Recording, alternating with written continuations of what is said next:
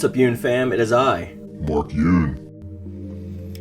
On today's video, I want to talk about something that I have covered slightly in the past, but I wanted to go a little bit more in depth with just my thoughts on particularly what I'm looking for when it comes to this particular subject, and that is techniques and styles in any upcoming iteration of the game, be it a Season Pass 3 or a new iteration being Soul Calibur 7. Now, obviously, this isn't excluding a next-generation version of the game, but that's fairly going to be similar unless they include the DLC. But I don't think there's going to be any major changes to that outside of, like, frame rate and resolution and things of that nature. Hopefully, netcode gets fixed a little bit and adjusted, but that'll be something that we have to look for at another time. So when I mention techniques and styles, I'm talking primarily about gimmicks. A lot of characters in Soul Calibur 6 that are later introduced in the latter portion of the game, excluding Grow, have transformation mechanics or gimmicks like Killick's transformation during his soul charge, same with Grow. And things were added later, like we have the roses from Amy, we have the things with Setsuka, we have the talisman with Hwang Sung-gyung, and I think that these actually do change up the meta, and it makes it for a more interesting game.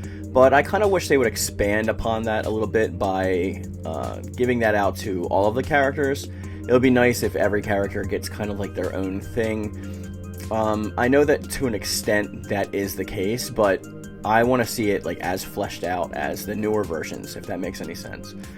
So I'm not talking directly about like, you know, every character needs a system like Hwang where you take away health with using certain defense mechanisms and things of that nature, but they can be used maybe with a button command press or with a combo initiation, something akin to that. Like take Viola for example.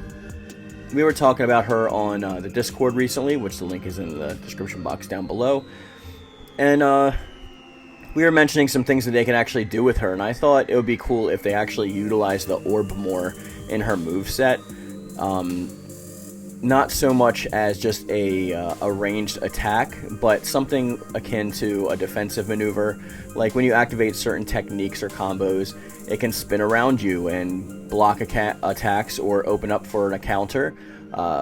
Something like throwing the orb down and like rolling it towards your opponent or tripping them up, something just like that.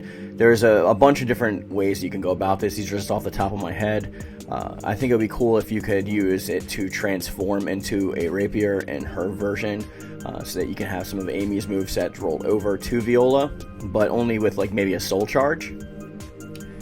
And I think a lot of the other characters should get some kind of gimmick like that as well. Especially when it comes to Soul Charge, because Soul Charge seems to be a balance breaker when it comes to certain characters. Some characters are highly overpowered when it comes to their Soul Charge, and others are invariably more balanced towards those different characters, be it offensively or defensively. Grow gains access to a bunch of new combo strings that reach across like great distances of the level, making him more equal to someone like Nightmare, whereas Taki has a few more projectiles and can do a few more things in the air with aerial attacks, but not so much she becomes a zoner, and someone like that is really hard to go up against someone like Nightmare. There are ways around this, I'm just speaking generally. So I think a lot of this comes down to creativity on the development team's part, and I really like where they're going with certain things, especially how they had the transformation mechanics introduced with like Grow and Killick. I think they could do a lot of things with that, especially with like the DLC characters if they tried to put them in. Like let's say Aeon comes in and you do his soul charge and he gains a winged mode where he gains access to aerial attacks that we saw similar to 5. Or maybe even like possibly gain more access to more fire breathing techniques or things, something like that. Just like a little bit more creativity. These styles can go a long way to add a different meta to the game, because everybody will have to choose their character based on what playstyle that they like, which to an extent we already do, but I think it would just add a little bit more extra careful planning and consideration when we're trying to discern like who we want to use and who we're going up against and things of that nature. For example, they can add some kind of elemental forces to them, which can kind of get convoluted, and we like to keep those kind of simple. But I think Soul Calibur 6 has simplified things a little bit too much and opened it up for a lot of newcomers, but making it a little bit harder for the people who use the advanced mechanics from 4 and 5 to be able to go back to that style of gameplay, especially at higher levels. We see these gameplay really leading into some things, but I think like a balancing mechanic like that could really lend itself to a long way. Like, for example, let's say that like Nightmare uses like earth-based attacks, and let's say Talum uses wind-based attacks, right? So we'd have to have some kind of neutrality or some kind of advantage / disadvantage to help the weaker character go up against the stronger character in that nature.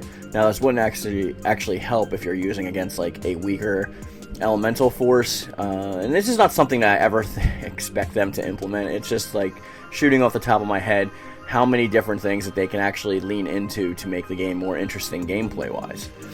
So I think I'm not in the minority when I talk about the gameplay mechanics being one of the most important aspects of the game. Not just the fluidity, not just the frame rate, not just the resolution, but how the characters actually play, how fun they are to use. And that's one of the best compliments I've heard from Hwang Sung-young new players, is that not only is he completely different, but he's really fun to use, as challenging as he was to become accustomed to. The new talisman system just added a new level of gameplay to that character that wasn't there before, and almost adds more to his personality without actually doing anything narration-wise. You just assume or infer these things based on his moveset. And I think a lot of that can really help a lot of people's, not only their headcanons, but their interactions to get closer acquainted with the characters that they choose to want to play as. And maybe this actually helps people change up, you know, what characters they use, and adds more in that variety too. But that's what I wanted to talk about today, guys. We will talk about something else tomorrow, because, you know, we do daily videos. The schedule is in the description box. But if you would like to check out more of my videos, click the end card at the end. And the Discord is open. And I did just create a new tier for the Yoon-Fam members. It is 99 cents a month. So if you would like to help support the channel, that is a really cheap option to go with. Obviously, that's not a necessity. It's just something that helps the channel. But watching and all that stuff also helps me a great deal, and I appreciate every single one of you. So thank you for watching today's video, and as always, I love it. Thank you. And thank you.